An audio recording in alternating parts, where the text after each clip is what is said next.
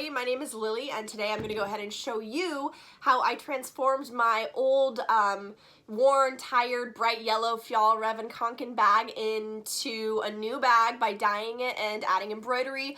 I gave this bag a new life and I want to take you on that journey in case you won't feel like transforming your bag as well. Let's get into it. First and foremost, you need your dye, right? So RIT dye is pretty popular and well known. I highly recommend it. I'm happy with how mine turned out.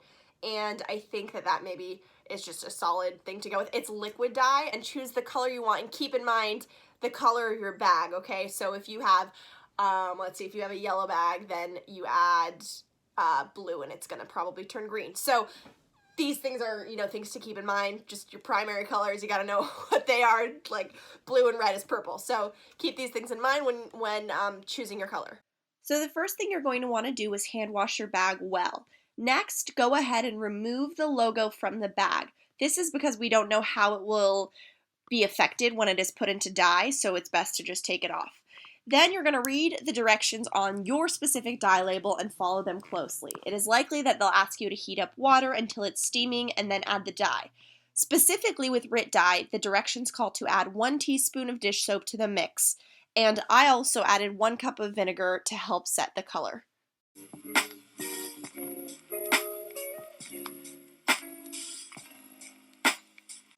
For step 2, you're going to take the entire backpack and submerge it into the hot water while continuously stirring it for at least 30 minutes. If you want to keep it in for longer to achieve a darker or more pigmented color, that is also okay.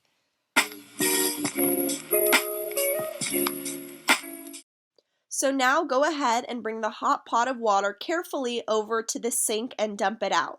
Now you're going to take the backpack and rinse it with cold water and a mild detergent until the water runs clear and there's no more soapy bubbles. Then go ahead and wring out the backpack.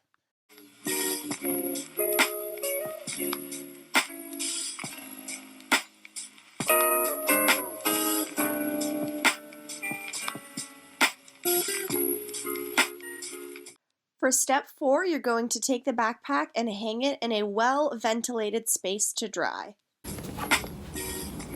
Looks like the denim dye that I used with the yellow turned into this kind of like pretty forest green. Also, you can see that there are some different, if we look closely, there's some different, parts that you can see. It's not all even toned, which I actually kind of like. So that's what it looks like.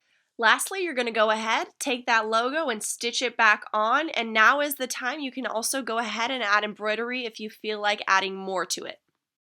Alright, so now we have the final product, which is super exciting. Here is what my bag looks like now with the dye and the embroidery that I added.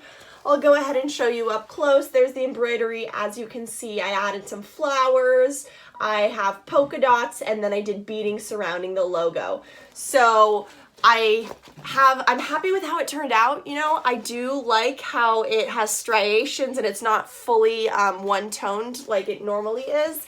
This is what the inside looks like. As you can see, you're gonna have to rewrite your name because the dye is probably gonna take that off. And I also went ahead and I added some little decorations, some little pins and things. This is Ilana from Broad City, who I love, and this my friend got me from Peru, this cute little llama or alpaca. So I'm really happy with how the final product turned out. I hope that this video was helpful to you, and I'm excited for you to dye your bag and see how it turns out. Thank you guys so much. Bye.